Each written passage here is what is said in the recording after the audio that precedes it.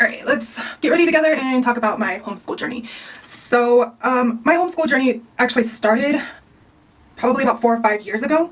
And it was when my now 16-year-old was about 10 years old. We were living in an area that was very high with gang violence. It had a very high rate of gang violence. And my son was going to school and he was being bullied. And I had talked to the administrators about this a lot and told them who these kids were and what was going on. I had told the administrators what was going on and that my son was being bullied. He was so afraid to get out of the car at the point. He was so afraid that when I was dropping him off at school, he would not get out if he saw the kids. He was like, so I got out and went to the administrators and I told them, I said, look, my son is being bullied. I don't know what you guys plan to do about it. This is the kid. I almost burned myself. This is the kid, blah, blah, blah. Nothing was done. I don't know if they talked to this child, if they talked to the parents, whatnot. I was working full-time at the time as a nurse. If you didn't know, I've been a nurse for the last 13 years. And so I was at work and I get this frantic phone call. I'm in with a patient and I'm getting phone call after phone call from my son's phone. And after I'm done putting the patient in the room, I had to step aside and call my son back. I got a hold of him and these boys had threatened to bash his head in with rocks, and they decided that was the day and they were going to follow him home from school to do this. So after so long of these kids bullying my son and making these threats, my son knew that when they started following him home and taunting him, that they were about to assault him. And so he grabbed out a pair of scissors out of his backpack. And when the boys came after him, he turned around to defend himself. And at this point, apparently other parents got involved and were yelling and hey, boys, knock it off, go home, whatnot, right? So fast forward, I'm like, okay, I gotta leave work. So I tell my boss I gotta leave work and I go home. I get a call from the school administration and they are going to get the police involved. They get the sheriffs involved. And so we talk to the sheriffs and there's this whole big old thing, and they've talked to the other parents already, and they make the other kids out to be the victim. And my son just out of nowhere grabbed a pair of scissors and decided he was going to attack these kids. Mind you, these kids, they don't ever walk the same way as my son walked home. They lived the opposite direction and often would get a ride from somebody else. So I don't know what happened this day that they decided that they didn't have a ride home and that they were going to follow my son. However, administration and the sheriff's department decided that they were going to press charges against my son and that they were going to expel him. I protested and was like, hell no, that's not going to happen. I've been telling you guys that this has been building up and boiling over and that something needed to happen. And so in doing that, I went to the school board and we filed charges against the other family and all of that stuff. And so finally they brought us into it was pretty much like court, where people testify and whatnot, but it was at the school district. And so at this point, I've gathered all the information that I could on the incident. And so we went to this hearing with the sheriff, with the parents, with the said victims, and the principals and everything. So in all, they end up giving their testimony and whatnot. And in doing so, they're saying all this stuff about my son and how he had tried to attack them with scissors unprovoked and this and that, when there was other parents and bystanders saying that those kids were taunting my son and they had rocks in their hands and they were going after him. And my son had said that earlier that day that they were going to bash his head in with rocks and that they had told him that. And so rightfully so, my son was fearful already. And so after all the testimony and everything, I was able to ask questions, and I was able to ask questions of the children, or to the children. And so I wanted to start by establishing what kind of relationship that they had with my son. And in doing so, my first question was, are you friends with my son? And both children were like, no, not at all. We hate him, kind of thing. And I asked my son, I said, were you ever friends with these two kids? And he was like, no. And then so my next question was, on that day, did you threatened to bash my son's head in with a rock and kill him? And both children admitted to it and they said yes. And the parents of the children were so pissed off. They got up and they were yelling and screaming, and then the sheriff had to sit them down and walk them out and stuff because they were in the wrong and they had told this lie about their kids being the victim. And when it all came down to it, the kids told the truth. And so in the end, after talking with the administration and finding all of this stuff out and all of the stuff that these kids had said to my son, and that day they were following him with rocks to throw at him and bash his head in, the administration and the superintendent and everybody dropped all the charges on my son and said, oh, he can attend our school again. At that point, I was like, screw yourself. My son's not going to your school, right? So I looked at alternatives.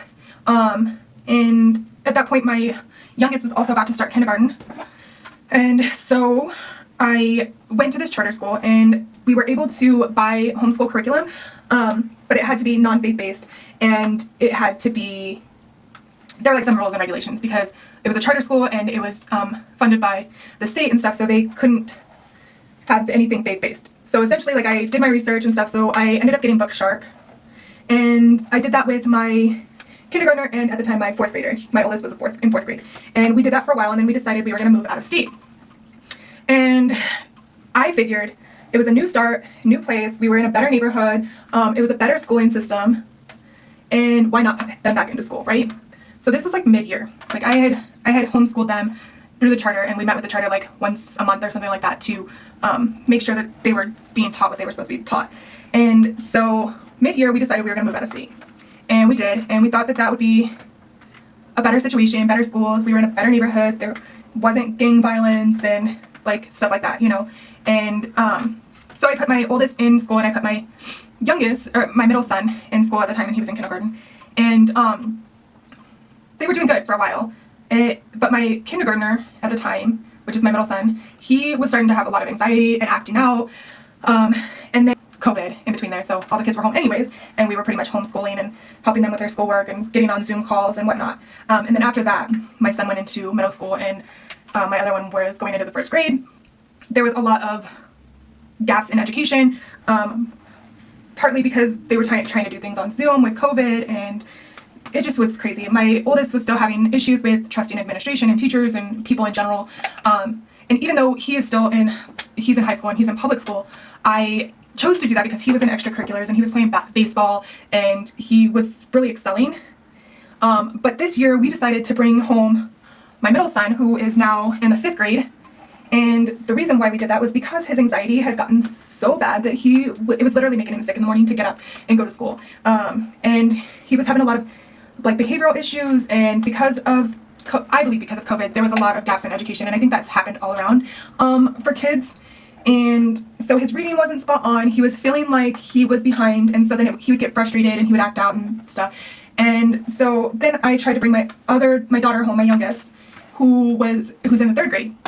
And she wanted to be with her friends. Like 2 weeks into it, she was like, no, I want to be with my friends. And so I felt guilty. I really did. I felt so guilty. And I was like, am I doing the right thing? Like, what about like socializing them? What about all of the myths and whatnot of homeschooling? And so I let her go back to school. And I kept my 5th grader home. And he really has excelled. Like, he's gotten really good at reading and writing and all of the things that he was lacking before. And then my 3rd grader, about 2 weeks after going back to school, maybe it was a little bit longer than that, maybe 4 weeks, after going back to school, she decided she wanted to come home too. She no longer liked school. She was having some issues with bullying. A lot of the kids were bullying her about her weight. The little girls were saying, why are you so big and we're so tiny? There were boys that had thrown food at her and called her a pig and just really mean things. And I think it was really getting to her and her psyche. And so at that point, we were like, baby girl, you come home too. And so now I have both of them home, and we are really enjoying it, to be honest with you. We are using Bookshark because that is what I had previously used, and I think I was just used to it or comfortable with it, because to be honest with you, I was scared to start homeschooling. Like, I didn't feel like I was adequate enough to be teaching my kids. But the more and more I've researched, the more and more I am more than adequate to teach my children everything that they need to know in life. And so we have decided to keep them home, homeschooling. This is it. All the way through high school. My 2 younger ones will be homeschooling. We will be changing the curriculum next year. Bookshark is a very great curriculum. However, there was just some things that were a little boring. I just think that my kids didn't enjoy like the history portion of Bookshark.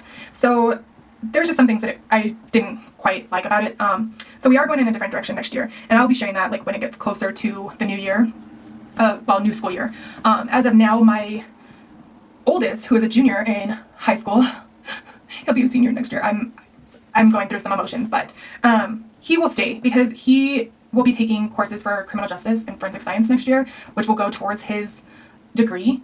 He wants to be a forensic psychologist. So that is where he is moving to. As of now, my middle schooler wants to be a electrical engineer, so we will be figuring out some courses for that. But that is my journey for homeschooling so far. I'm not an expert. I will never claim to be an expert. I am always learning. They're always learning. As a nurse, I know that there's always learning.